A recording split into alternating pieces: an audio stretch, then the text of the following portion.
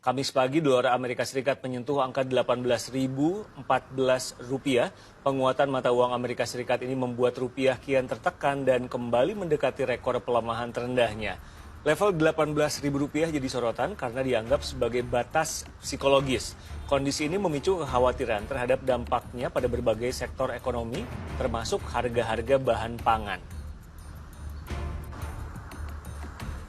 Assalamualaikum warahmatullahi wabarakatuh. Kami dari kelompok 7 dengan saya sendiri Mustafa Fahim. Saya Ita Terfadila, saya Siti Hajar, saya Lutfi Tertarik, saya Untuk tugas ketapang kami mengambil judul pengaruh kenaikan dolar terhadap harga bahan pangan. Belakangan ini, nilai tukar rupiah terhadap dolar sering mengalami perubahan.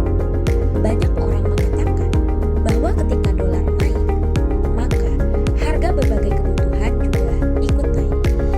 Tapi, apakah dampaknya benar-benar dirasakan oleh mahasiswa yang sedang berjualan di bazar kampus? Nah, untuk mencari tahu jawabannya, kami melakukan sebuah wawancara dengan beberapa mahasiswa yang sedang menjaga stand bazar. Terus Mas, namanya siapa? Oh, nama saya Andre. Ya, ingin nanya-nanya nih. Iya. Kan dolar lagi naik nih Mas. Kan Mas jualan cookies kan, apakah itu berdampak sama bahan-bahan untuk buat cookies Mas? Kalau dari saya sih sebenarnya yang terdampak bukan ke bahannya sih, tapi ke biaya-biaya kayak bensin gitu ya Mas. Soalnya kan sekarang gara-gara dolar tuh ya mungkin, Ya. jadi bensin tuh naik. Kan saya harus kalau misalkan beli cookies gini kan beli bahan-bahannya kan jauh ya. Iya. Misalkan ke toko kue, ke toko kue yang nggak ada, ke mall mungkin. Gitu sih Mas. Sama ini ya, kan saya jualan di kampus nih. Ya. Nah gara-gara bensinnya naik juga tuh jadi berdampak juga tuh, jadi apa nambah biaya bensinnya, biaya ongkos. Oh. Gitu, Mas. Jadi paling gara dolar naik tuh bensin segala macam jadi ikut naik ke gara Iya. biaya transportasinya juga naik gitu ya Mas ya. Benar. Itu terus Mas nanganinya gimana? Apa naikin harga cookiesnya atau Kalau saya sih nggak mau naikin harga ya Mas, takutnya Iya. apa nggak ada yang beli juga. Oke. Kan ini kan di lingkungan kampus ya. ya Terus paling pasrah aja lah saya mah sama keadaan. nurunin Iya. keuntungan berarti ya Mas ya? Iya mungkin bisa sampai kayak gitu ya. Oke. Makasih ya Mas. Iya, mari.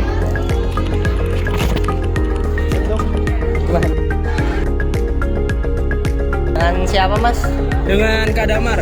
Oke, Kak Damar ya. Saya lihat-lihat Kak Damar juga kan jualan es krim nih. jualan Iya es krim betul, sandwich. iya. Kan dolar lagi naik nih, bahan-bahan juga ikut naik. Kalau dari Mas sendiri, bahan-bahan apa sih yang naik gitu, ikut naik?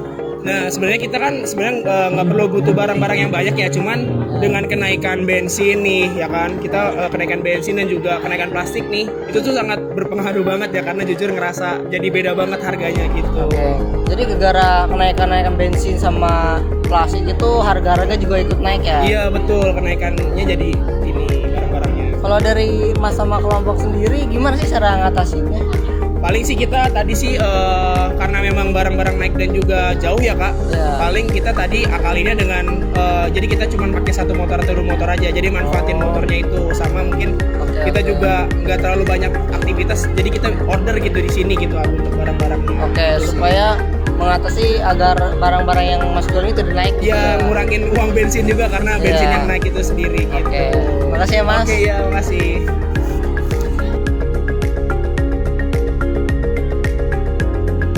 Boleh izin bertanya Mas, namanya siapa? Oke, jadi perkenalkan, nama saya Muhammad Agim Pratama, biasa dipanggil Agim. Saya merupakan jurusan S1 Manajemen Angkatan 2023. Izin bertanya Mas, ini kan bahan-bahan pangannya lagi naik nih gara-gara dolar salah satunya naik kan. Apakah ini apakah Mas terdampak terhadap kenaikan bahan pangan ini Mas? Tentu saja terdampak ya, apalagi dari sektor pangan itu sendiri. Yang dimana kalau dari sektor pangan sendiri itu kan, yang dimana itu salah satu kebutuhan kita ya untuk makan. Nah, dari sektor makan sendiri yang mungkin paling berpengaruh itu mungkin yang biasa jajanan murah atau biasa dibeli anak-anak SD seperti es cekek, itu paling yang biasanya kena 500 ataupun 1000 gitu ya. Yeah. Sekarang bisa mencapai 1500 bahkan 2000. Apalagi dengan adanya kenaikan dolar yang kebetulan tadi pagi menyentuh harga 18.000 gitu. Jadi mungkin apalagi kayak bahan pangan kayak cabai rawit atau dan lain sebagainya itu juga ikutan berpengaruh gitu, yang dimana itu bisa mencapai 80.000 mungkin. Jadi dari Mas sendiri itu terpengaruh banget gitu kan ya? Iya. Kalau dari Mas sendiri apa sih yang Mas lakukan? Apakah mengurangi jajan atau gimana? Iya, kalau dari saya sendiri mungkin bisa mengurangi uang jajan saya gitu, yang dimana saya membeli itu bukan hanya karena saya ingin itu, tapi melihat kayak saya ini perlu atau enggak sih buat beli itu gitu, yang dimana kalau emang saya ngerasa nggak perlu-perlu amat dengan harga dolar naik ini gitu, saya jadi bisa pikir-pikir lagi gitu untuk membeli barang ini atau tidak gitu. Oh, jadi lebih istilahnya pintar dalam Iya, memanage uangnya. iya. Oke, makasih ya Mas. Oh iya. Terima kasih ya. Nggak tahu nih videonya kerekam nggak orang kerekam. Kalau nggak kerekam sulit. Masih ya game? Ya. Alhamdulillah. Dari hasil wawancara yang telah kami lakukan sebelumnya, kami mendapati bahwa kenaikan nilai tukar dolar untuk saat ini belum sebegitu berpengaruhnya terhadap harga bahan pangan. Tetapi hal ini masihlah harus menjadi suatu perhatian, karena kan ada beberapa hal yang sudah naik, contohnya seperti BBM dan juga plastik, yang mana bisa menjadi awal bagi kenaikan harga pangan. Untuk mengatasi hal tersebut, kita perlulah menjalankan strategi yang dapat meminimalisir kenaikan harga tersebut, seperti diversifikasi pemasok, yaitu yang awalnya kita impor bahan pangan dari luar negeri, kita cari nih, ada nggak sih dalam negeri ini pemasok yang bisa memasok bahan pangan tersebut. Dan juga kita dapat melakukan efisiensi operasional untuk para pengusaha tentunya, sehingga harga jual dari barang-barang mereka atau dari bahan pangan mereka bisa diminimalisir kenaikan harganya seperti itu. Berdasarkan hasil wawancara yang telah dilakukan, itu menunjukkan adanya kenaikan harga bensin dan juga plastik.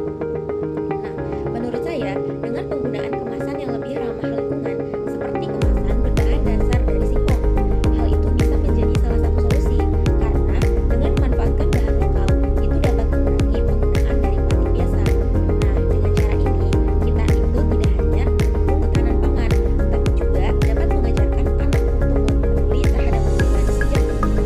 Jadi, hubungannya dengan jurusan pendidikan politik di sini karena jurusan ini mempunyai peran dalam meningkatkan literasi masyarakatnya terkait isu-isu ekonomi yang terjadi di masyarakat, termasuk pengaruh kenaikan dolar terhadap harga bahan pangan yang akhir-akhir ini terjadi. Nah, melalui kemampuan membaca, menulis, dan menganalisis nilai, mahasiswa diharapkan untuk membantu masyarakat untuk memahami informasi mengenai penyebab dan dampak kenaikan harga bahan pangan secara jelas dan interaktif.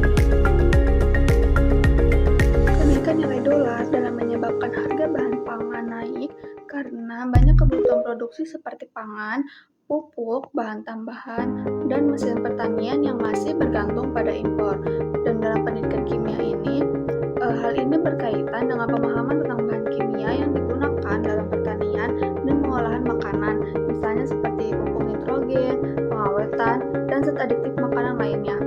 Dan dengan mempelajari kimia, kita dapat memahami proses produksi pangan yang efisiensi, penggunaan bahan pangan yang efisien, serta inovasi teknologi pangan lokal yang dapat mengurangi ketergantungan pada bahan impor.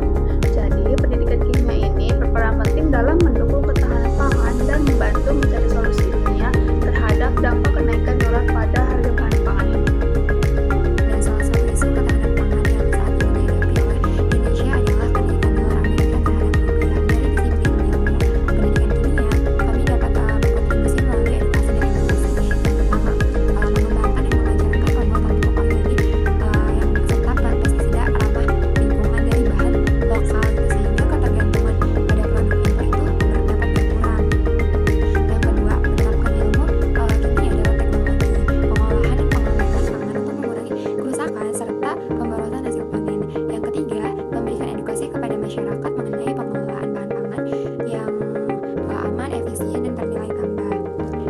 Dengan pemanfaatan ilmu kimia dan pendidikan yang tepat, kita dapat mendukung ketahanan pangan nasional serta mengurangi dampak kenaikan dolar terhadap harga bahan pangan. Berdasarkan hasil wawancara di Baza Kampus, kenaikan harga bensin dan plastik kemasan menjadi salah satu tantangan yang mereka hadapi saat berjualan. Dari sini, kita bisa memahami bahwa perubahan nilai dolar tidak hanya berdampak pada ekonomi secara umum, tetapi juga dapat dirasakan dalam kehidupan sehari-hari. Karena itu, dengan menjaga stabilitas ekonomi